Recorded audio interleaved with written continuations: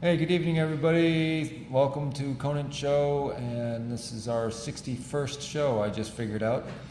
And I'd like to thank Paula Gloria Barton once again for teching for me tonight and helping make a seamless show with one camera. I hate to be complaining again, everybody out there in Woodstock TV land, but if you are watching our shows and you like original content and you really want to see good stuff with better stuff, and then you can always give our town supervisor, Bill McKenna, a call and say, hey, spend some money and repair this studio for us. So that's my plug for the studio for tonight. And I should give a date here. Going out live December 27th, Wednesday, 7 p.m. from 56 Rock City Road. Conant Show at... let's see, in the dark of winter. So happy winter, everybody. Happy holidays, all that good stuff. And I have a real fun and interesting guest, my daughter, that I haven't seen in 2.5 years, Lillahnohna. And she has come all the way down from Saskatchewan, from Saskatoon. Saskatoon, I was going to say Prince Albert, but you have moved back to the big city from the little tiny city. And so, you know, Lily and I went on a little expedition today, and we had great plans of providing some fresh photography of allegedly haunted buildings. And because I was going to do a little follow-up on my introductory show on haunted places, spaces, buildings, people, and so we're gonna change gears and we're gonna talk really kind of about other things. And I think some of the stuff we were talking about over dinner is a good place to start as any. But how about you tell the folks a little bit about yourself, Lily, and you know what it's like to have me as a dad. Yeah. Enough of me now. No, talk about me. Enough of me. No. No, let's talk more about you. No. Well, my name is Lillahnohna, and right now I'm living in Saskatoon, Saskatchewan, Canada. We just came down to visit my father, which I have not had the pleasure to visit in a while because I've been so busy with school. I'm currently going to the University of Saskatchewan, and I'm getting a degree in archaeology, and my minor's in art.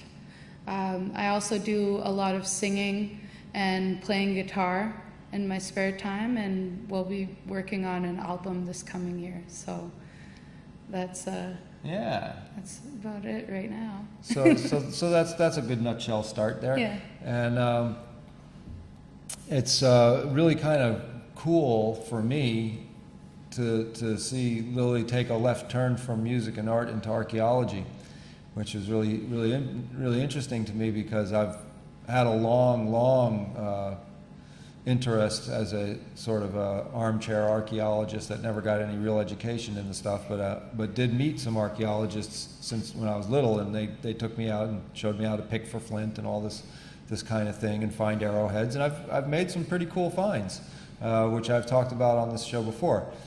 But more interesting is Lily is a multicultural person, and she's, you know, I raised her for a portion of her childhood down here in the big United States in Connecticut and New York, and then when she was about 11 or 12 years old, went back to her mom and ended up in the plains of Saskatchewan, wondering what the hell happened from what I got today.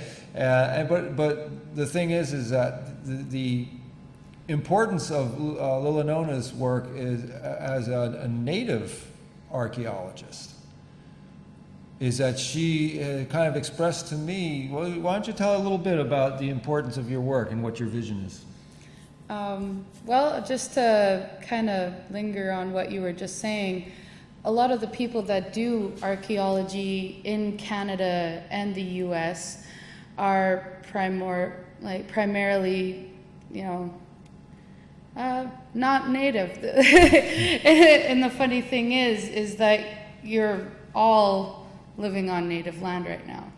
It was heavily populated, there was agriculture, there was farming, there were buildings, there were large societies of different kind of indigenous people living here before anybody, yeah, basically anybody else was here before. And I feel like a lot of people don't take it into account that there's large histories here and that indigenous people are not gone. And a lot of the work that I do is going to be in educating people with that and letting them know that, you know, we're still here. Obviously, I'm sitting here right next to you as a Nihiyawa woman, also known as Cree. And there's many societies. Indian is a word that's used to explain or actually categorize, you know, several thousands of different types of people that used to live in North America. And I like people to get more educated in that and kind of understand what is beneath the ground that they're living on and kind of know the stories of the people that used to be here. And that's really important with archaeology because we're digging up that history, and it's thousands of years old, and it's way more complex than anybody ever gives it credit for being. So that's one of the points that I want to linger on right there. The next thing, I guess, is to really get people more interested in archaeology, because it's really important to know history and ancient history, I think, and to even marvel at the mysteries that might be. Yeah, well, there is a lot of mystery in history. But you know, I almost think there should be two words. There's history and her story. You know, and a lot of what we call history was written by men, usually conquering ones. So we don't get the whole story. We get the story that the conquerors give us. And you don't have the indigenous perspective, basically. Right. Is what we call it in a lot of our, well, indigenous studies is something you have to take now, mandatorily, like in university. University in Canada. And in elementary school in Canada. And I don't know if in the US it's the same here, but I feel like it's really important to have that understanding. Well, you know, Lily and I both have kind of a little bit of a science bent in our heads. And we often butt heads about certain ideas, and she just says I'm being contrary and a pain in the ass, but really... yeah. You tell me. Well, okay, but some of the things that I've encountered is you know, I like to look at the strange. I like to look at the unexplained. And the other thought on this is that there is a story that mainstream academia likes to put forward, which is, you know, upright, modern, stone-working human beings were in North America no more than, now they're saying 20,000 years. Is it 30,000 years? What are your professors saying now? Oh, you know, it's usually the regular 26.5 to 35.5, but I really think that you have to look into more than just into the evidence that they have so far, and you have to look into oral history as well, because the more and more they study it, the more they're finding that oral histories are pretty right on. Like they don't miss a lot. They record explosions, volcanoes, big happenings, stuff like that, which is well past, you know, 15,000 years ago. One of the things I brought up in shows past was we were taught, at least I was taught in our mainstream education, public education, that Native people of North America, indigenous people, did not have a writing system.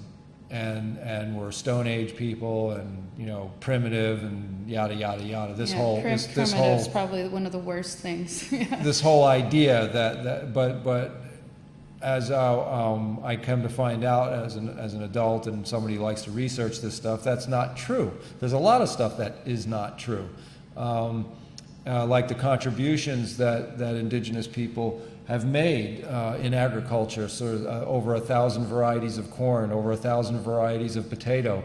The Irish didn't invent potato. The potato was brought across the ocean and saved the Irish from starvation in centuries past. But there's much more to it than that, and the things that I look at as a great book by this guy. There was two guys that co-wrote the book, but I can only remember one of them, Michael Cremo. It's called Forbidden Archaeology. It's a very fat compendium of all of the archaeological anomalies, you know, things that shouldn't be, because they go up against the narrative of 13,000 to 23 or 26,000 years of continued habitation of humans in North America and South America. And one of the featured people in this book is Virginia Steen McIntyre, who lost her job as a high-level archaeologist. And she's really a hero of mine because, she's a woman in that field, which is male-dominated, at least certainly in the 1970s and 80s. But Virginia Steen McIntyre made, with the latest top-notch dating techniques, radiological and way beyond carbon-14, stuff that's really precise and goes far, far back, of various sites in Tiahuanaco and in Guatemala and in Mayan and other locations in Mesoamerica, Central America, South America, and Mexico. And she was turning up dates of civilization. When I say civilization, I'm talking about foundations of buildings, we're talking about implements, tools, gold working, metal working of various types, copper, gold, silver. And these dates were astonishing because these dates were older than the accepted thought on how old Homo sapiens sapiens is. And these dates were on the order of 250,000 years. So we're talking about cities, civilizations, 250,000 years old in this hemisphere, North and South America. And this is a very controversial thing. And when she took the data from several labs that did all of her lab work, and this is in the 1980s, and she got the numbers back from 3 different independent sources, and the numbers all lined up. This is indeed that old. She got fired because she brought the information out to the mainstream academic superiors that she was working under. Virginia Steen McIntyre. And she in her older years now is, she said she went from being a top-level geologist. She didn't know just do archaeology. She was also doing geology for substrate studies for the big oil corporations. So she was very well schooled and funded. And now she's selling flowers, as she puts it. Okay. Well, let's hang on to that idea for a second. Think about, not only is archaeology just, digging in the dirt to find things, but archaeology goes into several different fields of science. I don't think I could ever get an archaeological dig done by myself without the help of several geologists, surveyors, historians, natural teachers, people with ancient knowledge, the general public. All these people are a part of it, and plus all of the scientists that are doing the molecular biology in their labs, checking out for ancient DNA and stuff like that. So, first of all, you're dealing with several different sciences that are all contributing to find some sort of truth. And a lot of what we need to do is to figure out, well, why would somebody ever want to actually skew the results of any kind of scientific expedition, such as the one that your friend might have done? First of all, it doesn't fit the model, telling people that, you know, what they've already worked so hard to build up with their, you know, there's a Solutrean hypothesis where actually Europeans came here first by boat on the other side of North America.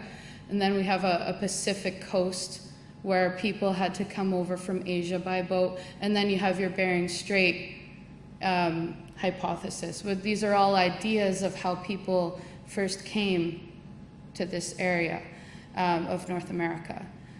So first, I'd like to ask the question of why would anybody want to skew the results of that? And you know, there's sites that date well past 27,000 years that still haven't been proved wrong. I think Pedra Firada is one of those, and it's down at the tip of South America. There's a site there, and they still haven't been able to find any evidence suggesting that it's not that old. But if that's 27,000 years old and people came through by boat, you know, how much longer would it have taken them to get down to the tip of South America if they're coming through a Bering Strait? Most people base that off the fact that there was a glacier and that there was an ice age, right? And maybe about 11,000 years ago.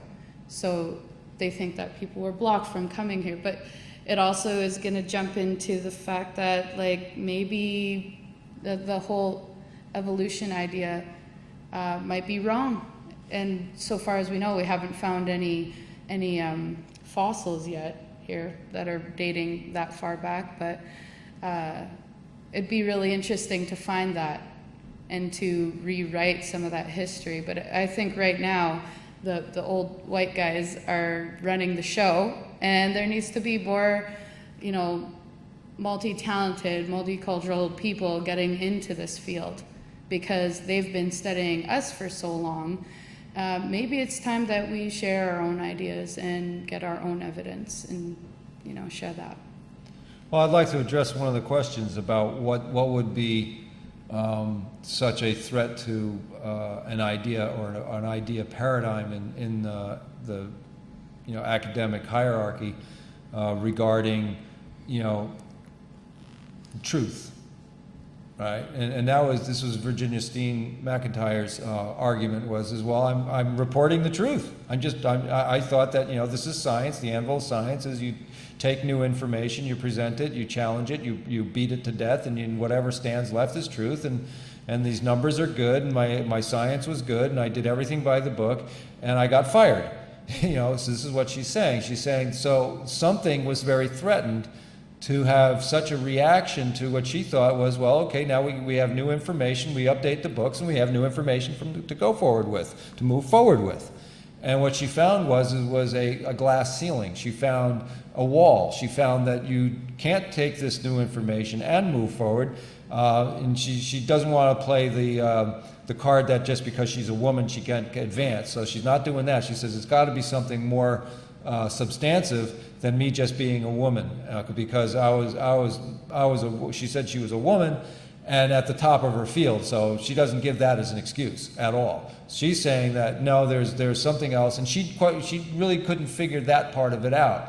But my take on this is that there is a very real socio-economic, political drive to annihilate the history of the people here. Oh, definitely. And that really comes into play because it has to do with, you know, when you use the word indigenous, it means in the genes of the land.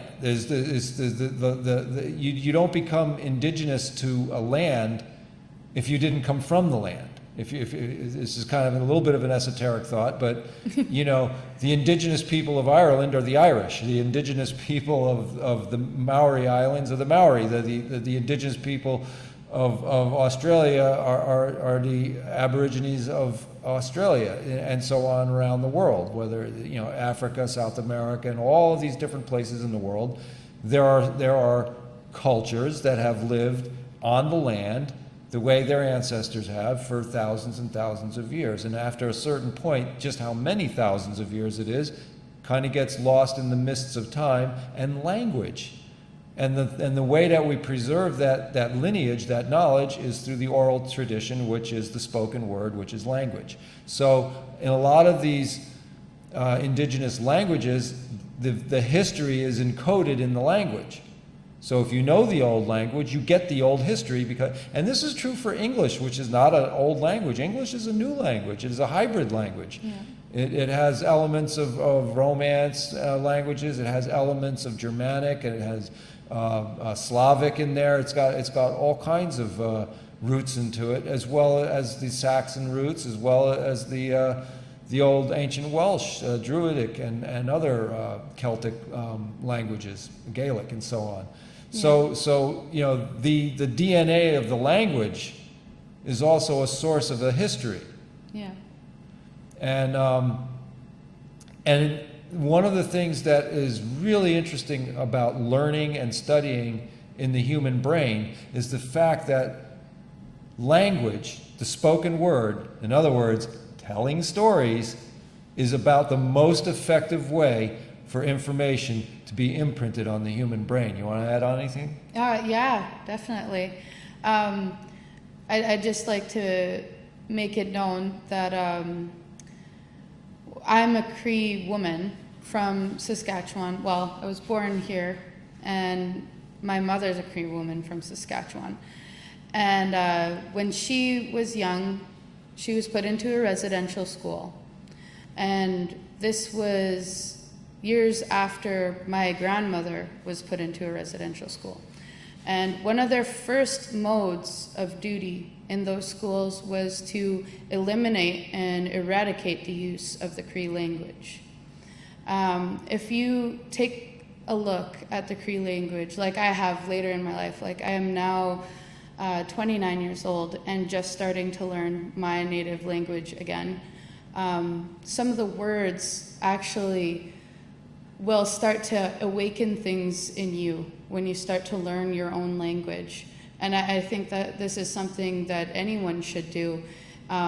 It tells stories. It talks about meanings and concepts that, you know, are more complicated than I think the English language can even interpret what the meanings are. And it actually kind of gives you a sense of identity and being when you start to open up things that once were, you know, taboo, or you weren't allowed to be that in the 1980s even, which is not that long ago. That, you know, I was born in 1988. The last residential school was closed in the 1980s, and it had been going since the 1800s. So if you think about that, and you wonder maybe why there's a lot of people out there that are picking up other people's cultures and grasping onto that, or you know, these problems that we have in some of our communities with drugs and alcohol and stuff. You got to think that a lot of people's identities and stories and complete being have been taken away, but you can awaken it and you can bring it back, which is one of the positive things I want to lead off with, even though residential schools were pretty bad, and they were here too, they were in the States. I don't know if there's a lot of education on what tribes were here before, and that's another thing I want to talk about with the education. But there were many people here with several different languages, and there's sometimes words like this long that have an entire idea or concept in those words, just like with any other, you know, say German or French or anything like that. It's just something that's special that should have some awakening. And driving up here, I found it really interesting that some of these street names and some of these lake names and everything they're all indigenous. They're all names of whatever tribes used to live here. And I think that you or whoever's watching out there should really take notice of that, start paying attention to it, and maybe start looking it up and figuring out a little bit more of the history of the place that you live. Because I feel like this world is getting a little bit too ignorant and not paying attention to what has happened in the past, and that's why a lot of people are being so negative with each other. And I feel like that could change with just a little bit more care and a little bit more self-awareness, and as well as awareness for other people that are around you. Some of these people that have been suffering for, you know, hundreds of years and are just trying to make it by. It would be great to have that in schools, and great to share that with the archaeology that I do in the future. Yeah. Well, you brought up something real interesting, and that is place names, road names, and things like that. And that was a topic of conversation that me and my really best friends, you know, Paul and Glenn and other guys, you know, that I grew up with, would talk about, is how, you know, you can't go anywhere. You know, I'm going to talk about Rockland County, just south of here, about 50, 60 miles, and not find these place names. The Popolopan River, Nyack, these are villages, Nyack, Nanuet, the Shwangonk Mountains, just down here in New Paltz. I'm trying to think of some more. The Tappan, Lake Tappan. Lenape Drive was a road name in our neighborhood. And I always thought, you know, when I was really little, I used to walk past that street, I would look at that street sign and see Lenape, what's that? You know, because it was so foreign to my ear. And yet, you know, it really grabbed me. It meant something. And it turns out that the Lenape or the Lenape, this was their territory. This was their territory. So here's this little suburban cul-de-sac street, you know, with, you know, all the cars and houses and stuff, you know, on a street that remembers who was there first. And this is part of the Great Delaware Nation, or the Grandfather Nation. That's what they are called by all the other tribal groups that were around the core of the Lenape. Were all related to that, and these peoples go back to the mound builders in Ohio. So this is a huge territory that was culturally significant to that language group, the Delaware. Delaware is not their word for themselves. You know, it's like I had a Delaware chief who I consider my chief, because he was the first one to really adopt me, and that was Chief Sam Graywolf, and he was Lenni Lenape Unami, which is Turtle Clan. Mm-hmm. And he was the first one to really give me certain permissions in terms of doing ceremony work in this territory. All right? So there is a lineage to all of this.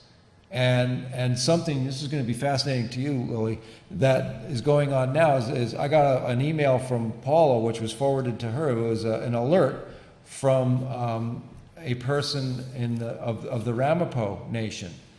And the Ramapo are down there in Rockland County. There's still a remnant population of this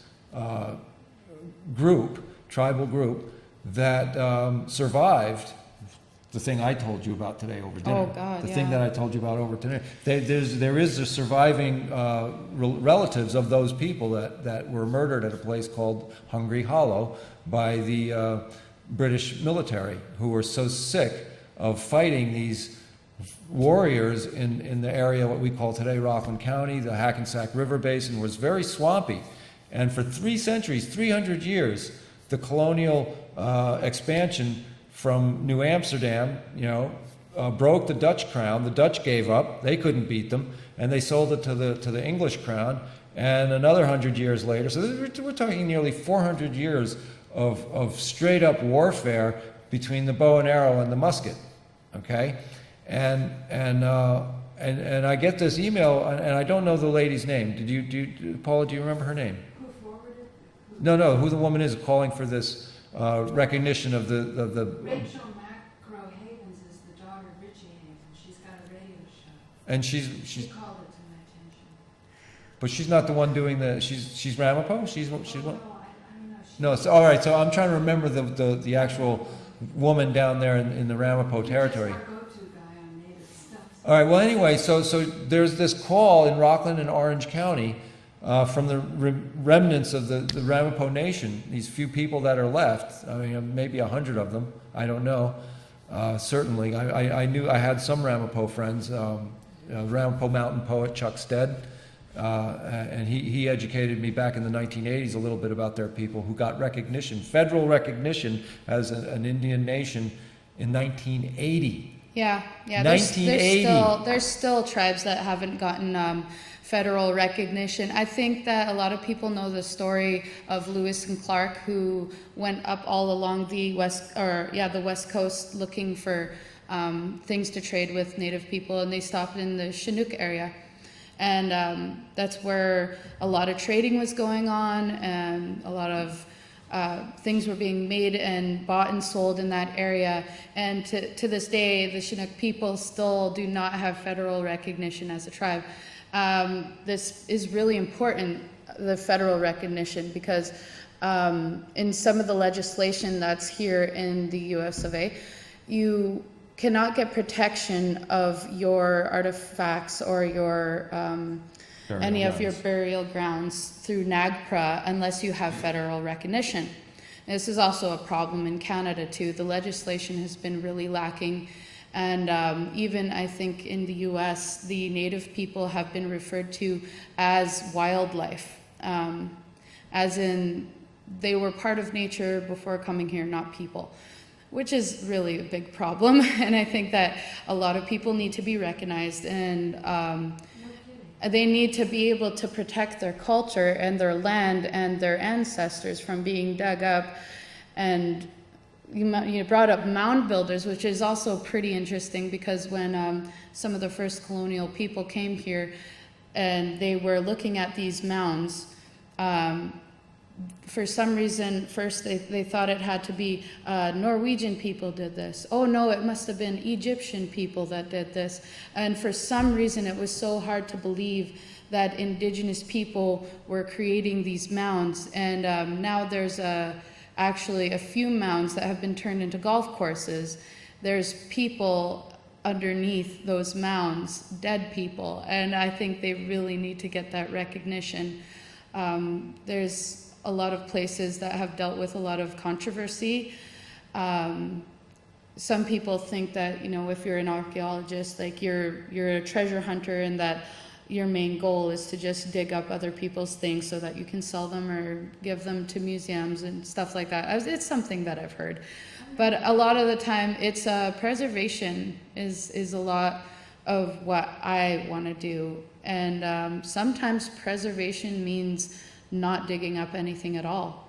Sometimes it means even having it capped, which is what they'll do here sometimes. A lot of the parking lots, any kind of encasements with concrete, are just covering archaeological areas, and they're being monitored, and some of them are not. Sometimes the public will get a hold of this information, and they'll help with their protesting and by going to court. And I really want to actually thank a lot of those people that are out there doing that. Thank you for caring and supporting a lot of these tribes and nations that actually do not have a lot of money or lawyers to help them get through all of these types of legislative and lawful court dates and all that kind of stuff. I don't know if you guys have ever heard of Kennewick Man. Yeah. But he was an ancient 9,000-year-old skeleton that was found down in Washington, I believe. And everybody at that time in the 1980s, I believe, was trying to claim this person's body to say that, European people were here first, or Scandinavian people were here first. These are just many of the people that wanted to take claim over this person. And the tribe that was living nearby had said that this is our relative, you can't dig him up. They did the excavation anyway, and do you know how long it took them to repatriate this body back into its grave? 20 years. 20 years. Yeah. Unbelievable. 20 years. There's another example. Up in Canada, we found another ancient person who was part of, I think, a Coast Salish tribe, and a really well-maintained body and everything, and even an old, many artifacts. I think he had a robe that was made of 900 pelts of ground squirrel, as well as a fishing cap for whaling. These caps are very important because they actually tell history. So to get one that's 600 plus years old is really, really important, especially for the tribes, because this gives them a sense of belonging, especially when they've been scattered and displaced and told they don't belong on their own land so much. These kind of finds are really important for people. It helps them connect to the land. That whole excavation and repatriation took 2 years, with all the DNA sampling, all of the artifacts being taken to a museum. And the government of BC and I think it was Alberta, they both worked together to get that done. Now that was really impressive to read, and I think one of the main differences there was that Kennewick man was 9,000 years old. And of course that's a very big find for somebody, but 20 years to put your ancestor back in the ground is a little bit too much, I find, and there was no legislation to protect it. Can you share a little bit? Do you know, I read some of the stuff that came out in National Geographic about Kennewick man, and it was very curious, and he has these features of European on him and all this kind of thing, but at the end of the day, he gets repatriated because I imagine the DNA evidence was that he was in fact indigenous to the area. Oh, he was, yeah. So my question is, in the artifacts surrounding him, in the style of burial, in any of the other evidence of this 9,000-year-old site, because if he's a 9,000-year-old man, then he's in a 90,000-year-old site. What did the site have to say? Do you have any information on that? I don't have a lot of information on this site, but I'm going to say that one of the main problems with this entire case is that the government left it up to I think Governor General to take care of the problem. So they didn't have full control. I'm not sure. They're sort of like the Minister of Environment or something in Canada, but it's just like somebody who works in the state, and it's not the federal government. Well, It's just somebody like the dug state you government. up. No, well, I'm saying that who was in charge of that, though? Right. There was somebody that was in charge of that, and that person did not do a very good job managing the entire thing, because usually when we're doing an excavation, I need a permit to do that. Right. I don't get that without somebody higher up than me telling me that I can do that. I'm not allowed to just dig anywhere. Well, the question I'm asking is when you do a dig, and obviously, was this guy accidentally dug up and then dragged out of the ground? or was this an actual archaeological dig? Or, the bad management that I'm hearing you talk about sounds like they're covering up data. Yeah, most of the time they probably would be. There's tons of excavations where data has mysteriously gone missing, or somebody got in a car crash and it got scattered across the highway. These are actual events that have happened, and these are some of the oldest finds in this country, which I find unbelievable, that you could just lose something 10,000 years old. So there's the thing called the law of averages, and then the law of averages is it's no longer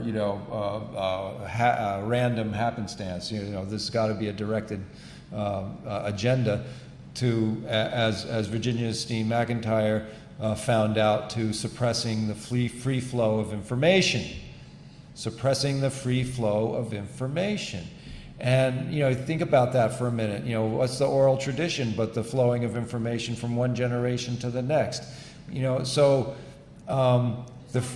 public access. Yeah, just like this is the oral tradition in the modern age. We're using tools to do the same thing, to talk to each other. And, so really it starts coming down to appropriation of the land. Who actually has title of the land, and this is something Uncle Lloyd would talk about quite a bit, is that, the title of the land belongs to the people of the land who come from the land, not people who come from some other land. You know what I'm saying? So in order to justify the rule of conquest, they have to annihilate the history of the original peoples. Yeah, and that's actually something that's happening in the world right now as we speak. I don't know exactly which group it is, but there's in the Middle East somewhere, they're blowing up statues, they're blowing up temples, and this is all in an effort Syria, to take Iraq, away, Jordan, they're doing it all over yes, the Middle East, not just one place. It's to take away the identity of the people and to leave them hopeless is what that does. And you can do this with culture, you can do this with tradition. As soon as you take away people's culture, their tradition, and their language, they really become downtrodden and, easier to manipulate. And it really sucks that this has happened, but, coming up with all these truths and sharing them is one of the things that's going to help to rejuvenate those things. They don't need to be gone forever. And, the population is growing faster than ever in Indian country, so watch out. Yeah. Yeah. So anyway, from going back to our Ramapo friends, so this call to action was about preserving eagle habitat, eagle breeding grounds. And, when you think about 10 miles from New York City, 20 miles from New York City, or 30 miles from New York City, you're still thinking, well, what's left? This is just one big cityscape. There's not much in the way of environment. Why care about it? And yet here we have this, very brave remnant population of the Delaware Nation, these Ramapo people, who are making themselves known. They're going themselves on the internet and the world stage through their media campaign to bring awareness that, hey, these developers are, right on our doorstep, and there are these wilderness areas right here, 30 miles from New York City, that are supporting bald and golden eagles. Mm-hmm. And why is that a significant thing? Why should we care? Well, I think it speaks to a few things, and that is that the connection between this, majestic and noble animal, these eagles, and the earth below it, is entwined with the awareness of these people who regard the animal as a teacher, as a sacred being, or as a protector, or relative even. These animal creatures are our relatives. We all got red blood, and that kind of almost, I can almost stretch this out into the idea of racism. I mean, we human beings, man, we all bleed red blood. I mean, we're all related. We can all have children with each other. We're the same species. What's the problem? Get over it. So you look funny, you look different, whatever. I look different. So what? We're here now. And I was so surprised, to see that there's these the Ramapo people coming out and making a stand for the eagles. Yeah, and I think it was tremendously symbolic and a very beautiful thing. Go ahead. Yeah.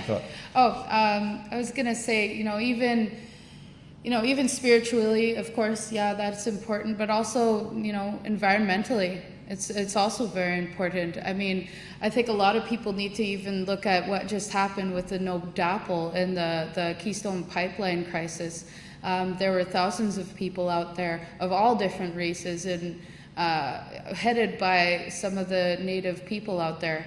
And all they were doing was trying to protect your water, everybody's water. And I don't think a lot of people understand, but right under North Dakota, there's a gigantic aquifer. And that aquifer The Oglala Aquifer is the one of the largest in the The world. largest in the world, gives all the water to almost all the states surrounding. East of the Rockies and East west of of the the Rockies, yeah. west of the And Appalachians. they had said, we don't want it here, you need to move it. And what happened after they went ahead and put that pipeline there? Yeah, it It spilled right burst. off. It burst right away. And they're still dealing with that right now. So when people are watching the TV and taking a look at these protesters, I want you to know that these protesters are not just doing it for themselves, they're doing it for you. Even though you're not there with them, it would be great to see more support coming from the masses, because they're trying to save everyone's water. It's not just theirs. When somebody says that they're a water protector or an environmentalist, you know, it's not for them, it's for everybody, for the good of everyone. And I think that those people deserve a lot of respect. And I actually wanted to just give a shout out to some of those people, because I had tons of family and friends that were going down there from Saskatoon to go help in the effort to stop that from happening. And of course it's a money problem, and it's an oil thing, and people are trying to keep using oil. And I think that there's a lot better ways that we could be running things that are sustainable and aren't ruining our earth, and we should really be respecting people that are out there trying to make that happen. You mean the Lakotas? Yeah, the Lakota tribe there, but you know what, all tribes were there. You know, there were black people there, there were white people there was everybody. Joanne Spotted Bear here. Yeah, Yeah. that was one of our best shows, you know, in terms of hits on YouTube. She enlightened us. There's a lot of topic here to cover. I mean, there's a lot of things that we can 15 minutes, actually 13. we can really explore, and trying to tie it together to Woodstock, because this is going out live here in Woodstock, New York, and there's a tremendous amount of local history here. And this is another, you know, kind of automobile conversation that we were having today, is you know, what was here in Woodstock, what happened in Woodstock, where's the indigenous people Yeah, that where were are here, they? and you know, I don't know. I do know it's still Delaware territory here, and I know a little bit about that, but I couldn't tell you the local names of the peoples that were here. I know that there is a geological, you know, formation that goes along the Hudson River that's part of the trails and parks of the Catskills called Manitou's Law, and that, you know, Lily, Laura. all these L names in my life suddenly. Lily was, you know, sort of surprised to hear me say the word Manitou's Wall. And I said, wait a minute, you know, that's not a word from around here. Well, actually, yes, it is. It is a word from around here. It's a kind of a universal word, and in describing the great mystery, the great spirit. Yeah, or a that's super the way being. that we would explain the creator in the Nihawiak, Nihiwak tribe that I'm from. You would say Manitou, and that would mean your great creator. So it's really interesting to see that language making it all the way over here. Yeah. Yeah. You know, we've got so many threads going on here. I'm trying to tie it up a little bit to some to a. It seems there's an aversion to creation. Well, yeah, there is. I guess I want to address something. No, that is, you know, vexing me very seriously, and that group email that you included. I noticed included our local police chief as well. And it was a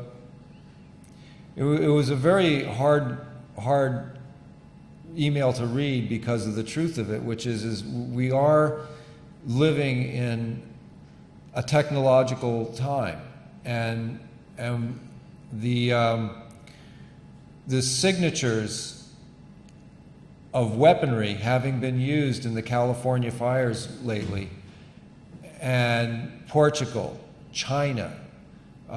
There's a few other locations around the world that had the same, and even the Twin Towers and 9/11 show evidence of these directed energy weaponry systems.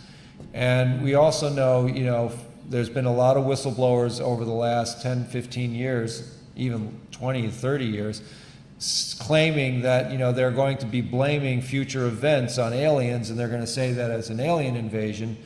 And today's email that Joe put out was, you know, saying, hey, don't, you know, and Joe's a military man. He's a former military man, and he's telling us, don't buy into this, it's aliens doing it. We have the technology. We're, you know, our own governments are using these directed energy weapons to burn up forests and burn up, you know, I explained this the other day on air, and that is, you know, the suburbs of LA can't sustain a forest fire.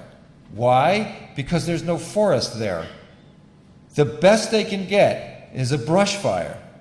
Really, honestly, folks. I mean, I looked at and vineyards. And vineyards, you can't get a forest fire out of a vineyard. You know, the Sonoma fires and the Santa Rosa fires. You have to have a forest for a forest fire. But even in the worst case scenario of a huge forest fire, you're not going to pulverize and dustify and neighborhoods, whole buildings, or melt rims off of cars. You know, and all these other signatures of directed energy weapons.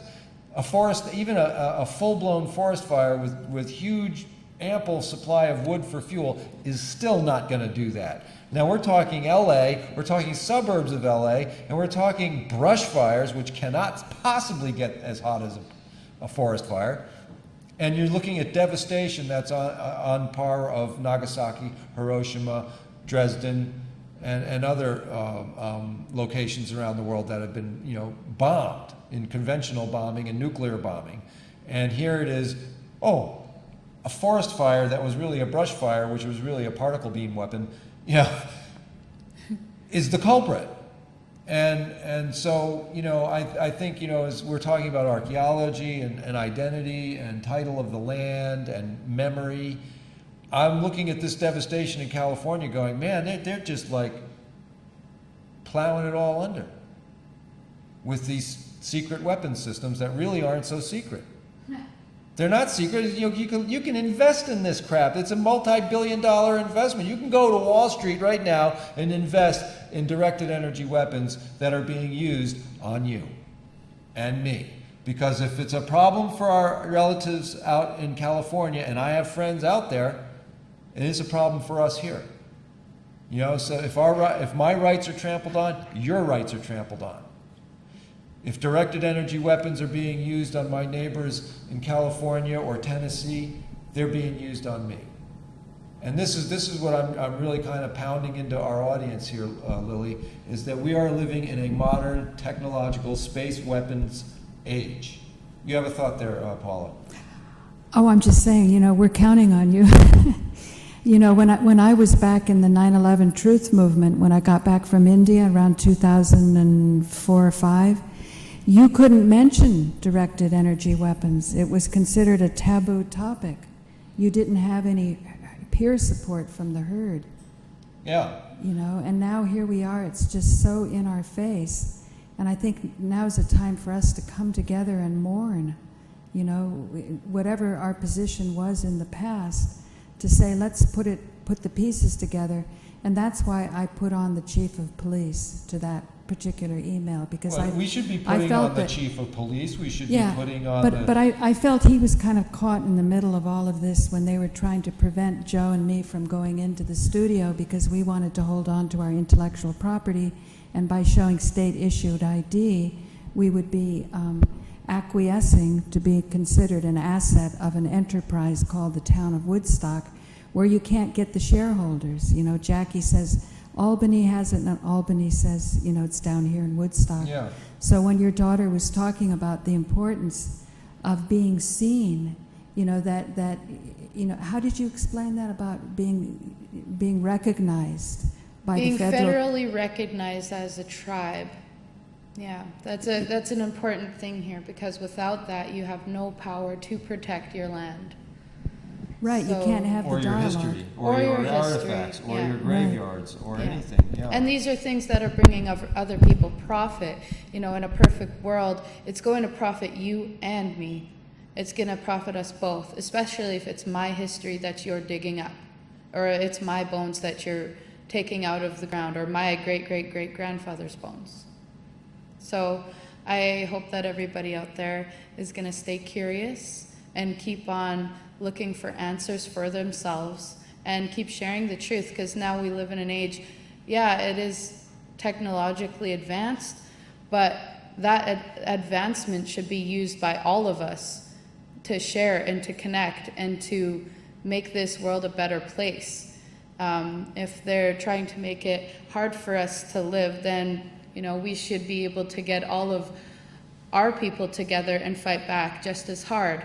And I think that is a really important thing to do right now, especially with our internet and everything being challenged and trying to be controlled, and keeping us from that free flow of information that I find is very important.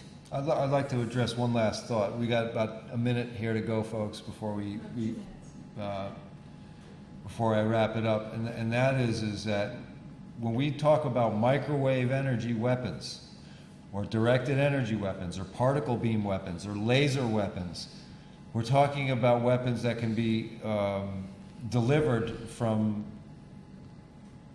sky vehicles, whether they're Drones? conventional vehicles, whether they're drones, whether they're anti-gravity or gravity drive devices, or conventional jets or helicopters, whatever. They have the capacity to be in very high altitude and out of range that our civilian population can defend itself against, and be annihilated with these particle beam or these directed energy or laser weapons that will just, like I said, just look at the stock video footage from NBC, ABC, CBS News feeds of what's happening in California, and you really have to gulp and take that information in and understand that this can happen anywhere at any time at somebody's decision and somebody's finger on a button. All right? And there's nothing we can do about it. There were 16 fires in one night started in California at 3 in the morning. How many people died in their homes? We're not getting body counts. You know why? It's just dust and rubble. Nobody's talking about the body count in California. I haven't heard any data on that yet, and I'm upset about it. 10 seconds. So thanks for watching Woodstock TV. And tune again next week, 7 o'clock Wednesday's Conant Show. And Lily, thanks for coming on the show, and we'll do Thank another you. one soon. Good night.